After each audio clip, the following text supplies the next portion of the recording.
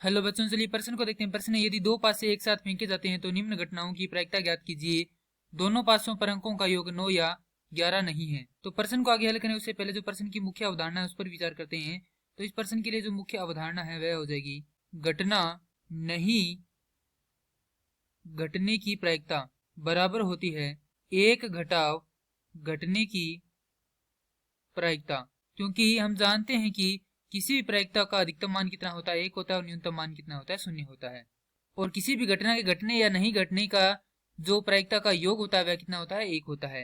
अब हमें दिया गया है कि दो पासे एक साथ फेंके जाते हैं, तो दो पासों को फेंकने पर कुल परिणाम बराबर हो जाएगा 6 की घात n। जहां पर n कितना है, 2 है, तो यहाँ पर आ जाएगा 6 की घात 2 अर्थात 36।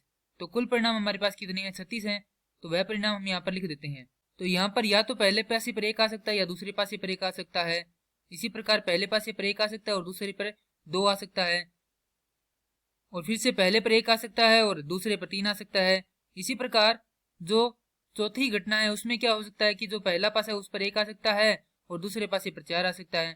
और जो कुल परिणाम है वह हम इस प्रकार से ज्ञात करेंगे, तो हमारे पास जो 36 परिणाम है वह इस प्रकार से आ जाएंगे और वह सारे परिणाम इस प्रकार से होंगे।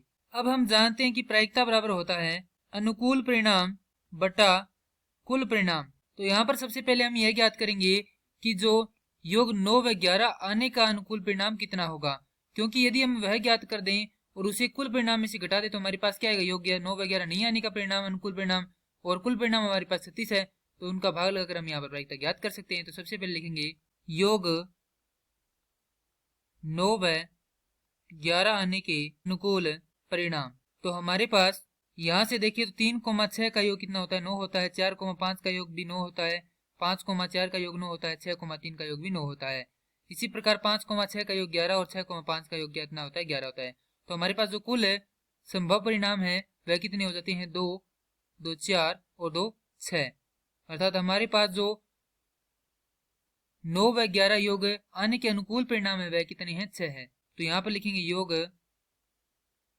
9 व 11 नहीं आने के अनुकूल परिणाम बराबर 36 घटाव 6 बराबर 30। अतः अब हम यहाँ से लिखेंगे प्रायिकता बराबर, प्रायिकता किसकी, 9 या योग 11 नहीं आने की बराबर अनुकूल परिणाम बटा कुल परिणाम। तो अनुकूल परिणाम हमारे पास हैं 30 और कुल परिणाम है 36। तो काटेंगे तो ये कट जाएगा 5/6 बार। अतः हमारे पास P 9/11 डेश की प्रायिकता हो जाती है 5/6। और ये हमारे प्रश्न का उत्तर है। मैं आशा करता हूँ कि यह प्रश्न आपको समझ में आया होगा। धन्यवाद।